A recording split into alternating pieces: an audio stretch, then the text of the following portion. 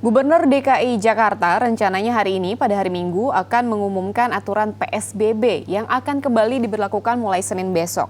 Namun rencana pemberlakuan PSBB ini kembali menuai pro kontra di tengah masyarakat. Iya, PSBB dituding oleh sebagian kalangan akan menekan kembali perekonomian. Sementara di sisi lain, PSBB perlu dilakukan karena angka kasus COVID-19 ini terus meningkat. Dan berikut kita simak laporan khas redaksi untuk Anda.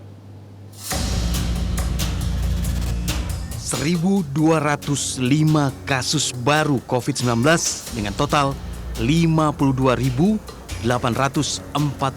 kasus positif. Sementara kasus kematian COVID-19 sebanyak 1.386 orang dan yang sembuh mencapai 39.793 orang. Itulah data kasus COVID-19 di Ibu Kota Jakarta hingga Sabtu 12 September 2020. Angka yang terus meningkat secara masif ini menjadi salah satu alasan Gubernur DKI Jakarta kembali memberlakukan PSBB atau yang Anies sebut menarik rem darurat. Maka dengan melihat kedaruratan ini, maka tidak ada banyak pilihan bagi Jakarta kecuali untuk menarik rem darurat sesegera mungkin. Langkah Anies menarik rem darurat nyatanya tidak sepenuhnya diterima seluruh pihak. Rem darurat membuat sebagian orang terkejut, terutama para pelaku ekonomi. Namun kita juga harus melihat bahwa gas dan rem ini kalau digas atau direm mendadak, itu tentu kita harus menjaga kepercayaan dan confident daripada publik karena ekonomi ini tidak semuanya faktor fundamental. Teman-teman di Kadin merasa panik karena kita tidak pernah prediksi akan terjadinya demikian. Ini sudah terlihat mulainya ada gerakan perekonomian.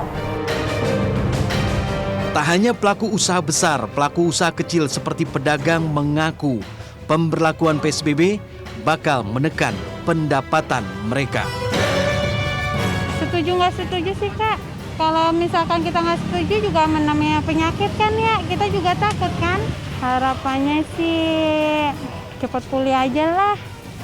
Ya, cepat biarin penyakitnya hilang. Sementara itu, Ikatan Dokter Indonesia menilai pemberlakuan PSBB diperlukan mengingat kasus COVID-19 terus naik. Bahkan IDI menyarankan PSBB diberlakukan selama 3 minggu untuk menekan angka kasus COVID-19. Ya, dengan pertimbangan itu kan masa inkubasi itu kan sampai 14 hari. Dari 14 hari itu dibutuhkan waktu 1 minggu untuk melakukan persiapan untuk relaksasi. Jadi, dengan syarat PSBB-nya itu betul-betul dikawal atau diperketat begitu. Tak hanya di Jakarta, angka kasus COVID-19 Indonesia secara keseluruhan juga terus meningkat. Kasus COVID-19 Indonesia menembus angka 214.746 kasus dengan kasus sembuh 152.458 orang. Sementara kasus meninggal dunia mencapai 8.650 kasus. Tim Liputan Transmedia.